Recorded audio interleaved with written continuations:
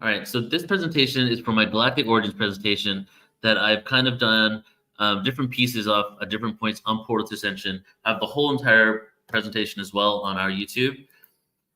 And this part of it is pretty much what is going to be happening with us, what abilities we have in order for us to prepare our consciousness for interaction with galactic civilizations. But first of all, even Bridget spoke about this, and she said they're not going to just land on the White House lawn, right? Well, why won't they land on the White House lawn, firstly, right? And why do we not see, if we have UFOs and light ships all around us, and we're the biggest light show in the universe, like myself and so many other people are saying, why don't we see them everywhere? And the answer to that, from my perspective and many others, is it's a frequency game. A lot of these beings are vibrating at frequencies that aren't in the perceivable bandwidth of how we perceive reality. We perceive it with a specific frequency of what we can visualize when it comes to the color spectrum. We only hear certain frequencies, we only smell certain frequencies. All of our senses are within this limited bandwidth range. When it comes to dimensions, these are different harmonic octaves of a frequency. And when we exist in these other dimensions, we're unable to consciously perceive what is going on beyond that. So these beings, many of them do reside in these frequencies, and that's the whole concept of us shifting into a higher dimension, us going to a reality where the universe is populated, that we get to see these beings, we get to see these craft, we get to interact with them, communicate with them. And because it's a frequency game, the only way to really get to a point where we can do that is to shift our frequency. And something I like to say is, when we shift our frequency, we will see. Now, on Earth, at this point, we have advanced technology that hasn't been disclosed to humanity, right? And that's coming out now. What are these craft? Some of them are ET, some of the reverse engineered craft. There's technologies. There's many technologies that we use in day-to-day life that could possibly have been reverse engineered from UFOs or some other extraterrestrial technology that's been discovered, and that isn't even fringe anymore. This is a discussion between governments even. And then there's the advanced human tech. There's two roads that we can go down. We can either go down a pathway of complete external technology, or we can go down a pathway of the internal technology and have the external technology support the internal. There's been stories about Maldek, Mars, Atlantis. There's stories about the external Merkaba, where after a fall from grace, if you will, a lowering in frequency and consciousness, that beings started looking externally for solutions. And by doing that, neglecting the internal technology we had and relying too much on the external technology. This is at the crossroads we're at. I'm hopeful because I realize that we're in an upturning consciousness, and ultimately we're going to cultivate that inner work and inner technology, plus the position of our solar system in a galaxy, the bow shock from the galaxy, and our position in relation to the galactic disk, which is the milk of the Milky Way galaxy. All those things are in support of a shift in consciousness. So these things are inevitable. How we get there, if we go kicking or screaming, that is up to us. So we know these beings exist, and we know we cannot perceive them directly because we know that frequencies exist outside our range. But what's the next step? We're creating technology to perceive and travel to those realities, yes. We can create machines that can assist, but we're not learning the potential in our own bodies to be able to tap into these realities. Ancient scriptures have spoke about celestial beings, even craft they experience when in state of consciousness, utilizing things like meditation, yoga, plant medicine, more. And what are those things? What does meditation, yoga, and all those other modalities do? They're frequency modalities. They're ways to harmonize and shift our consciousness, which shifts our own vibratory frequency that puts us into a reality where we're able to perceive and even channel beings. Even channeling. The definition of channeling, to oversimplify it, is one, even the lower and higher is a construct of Earth, and it's not really a good way to explain this. Or in order to simplify it, let's say a higher dimensional being lowers their vibration to match the frequency of a person on Earth that is raising their vibration. And then they get to a place where the vibrations lock, creating an exchange of awareness and information, right? And that's a consciousness frequency shift. And that in itself is first contact. Bridget was speaking about how that we're basically making the unconscious conscious. We're unconsciously communicating with these beings now. What will happen when we become conscious? Also, that will be connected to us healing amnesia. The ancient scriptures speak about these beings. I already said that. Some humans were just connected enough to Earth to perceive. So you probably met some of these people, and I have a lot of them on Portal to Ascension, that they were just born tapped in, right? Born in communication, seeing beings when they were younger. So a lot of people have been born and raised at these times with this information and awareness, based or with the ability to perceive these realities. Let's talk about the human DNA. Less than 2% of our DNA produces proteins. The rest, which is 98.5% of DNA sequence, is what they call junk DNA. This is from Discovery Magazine. Many of the junk sections do have important roles, including regulating how DNA is transcribed and translated from there into proteins.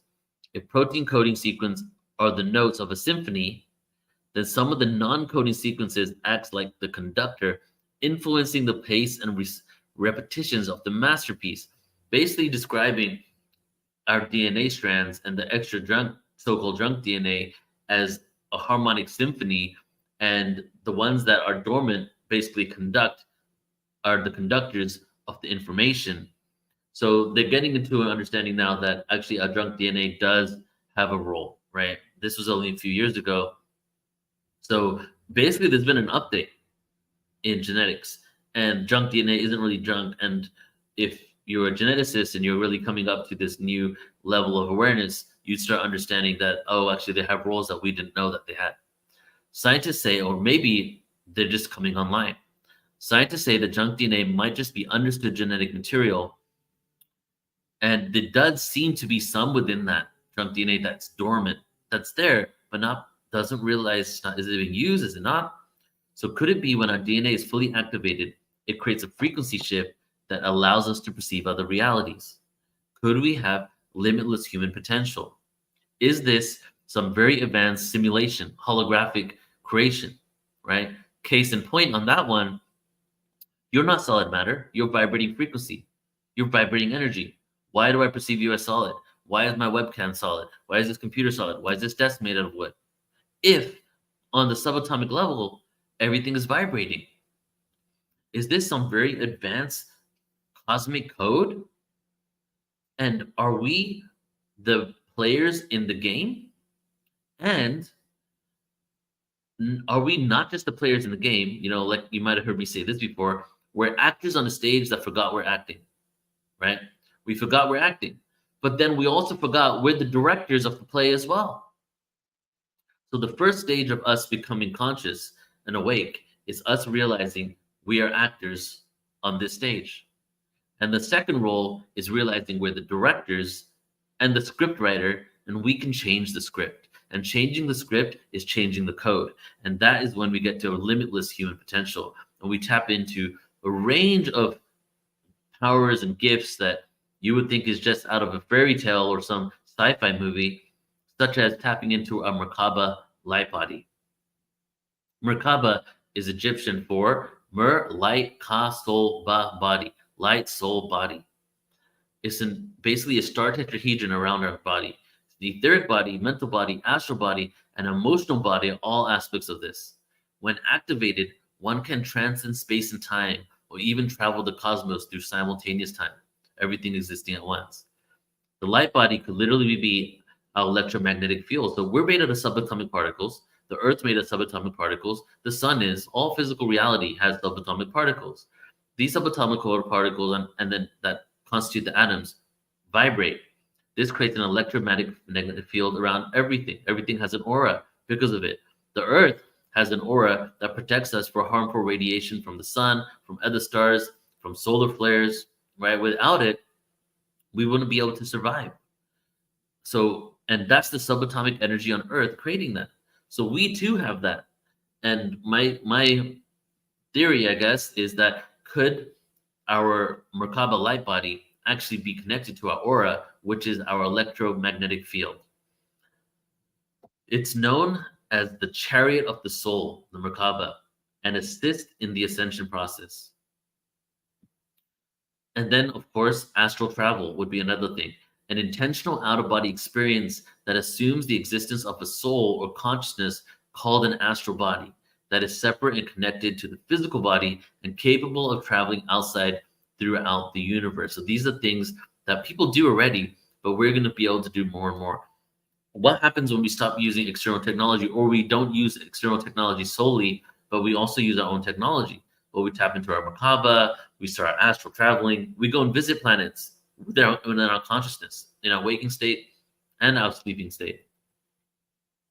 We activate the 12 chakra system, right? Which then taps into the 13th, which is the void, and lodges us into data sets of information. Each chakra is access to a dimension.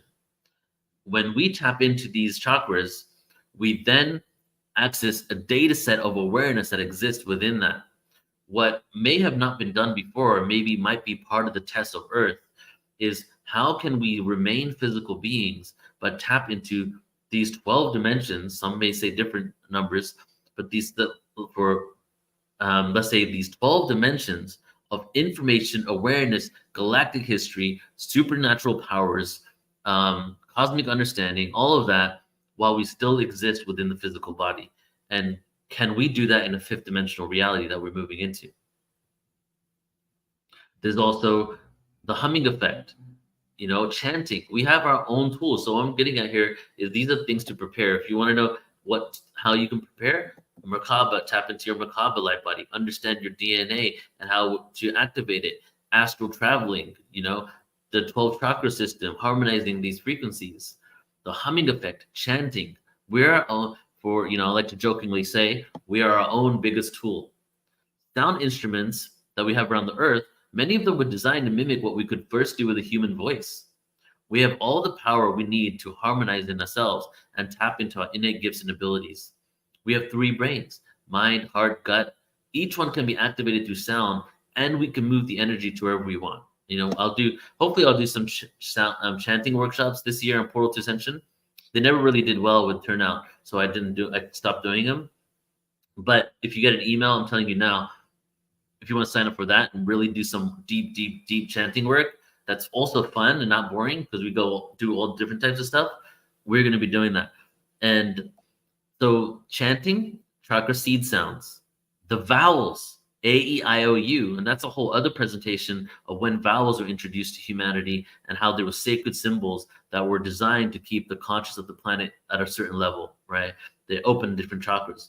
You can chant them, do a full breath, breathe out, chant the A, E, I, O, U, right? And then humming, the basic sound of just humming creates a release of NO2 through the vibration of your nasal cavity in your brain, helping with all types of ailments, keeping you in alignment, clearing mental clarity. And if you want to learn more about that, the OG pioneer of Western sound healing, I would say Jonathan Goldman, The Humming Effect. That's a great book that gives you the science of the humming effect. And I'll leave this here if you guys want to ever take a screenshot of this and try these chants. Here are the seed sounds of the bija sounds of the chakras. And you can see there, Lam, Vam, Ram, Ham, Yam, Om, and then the crown chakra is also Om. These are tools that you can take to prepare yourself for contact. But the interesting thing is that before we make contact with the external world, we need to make contact with ourselves, right? And that's what all those things I just showed you are about. The only way into another star system is going through the wormhole within you, right? Why is it that people meditate and see these beings? Why do they channel and see these beings? Why do they close their eyes and see these beings? Because through the inner portal, we're able to go to the reflected external universe. Because the external universe is not just metaphorically a reflection of the internal world, it's a literal one. And that's how we will get first contact. It will be channeling, vibratory match communication, telepathy is going to come online. Meditation helps us connect with that. There's walk-ins and hybrids on the planet that speak about it. And, Geraldine speaks about hybrids quite a lot, and DNA, so this is perfect actually preface to her. Healing amnesia is the ultimate goal. If we realize our past lives, our connection to source, our extraterrestrial lives, our incarnations, our interconnectedness with all that is, right? Just imagine what's possible. As I said, astral travel and out-of-body experiences. And if you can't do any of that, do not threat. The universe is supporting you at the same time. The positioning of our solar system will get us to that point. So that's just some things I wanted to share there for you about the different things that we can really tap into in order to create first contact.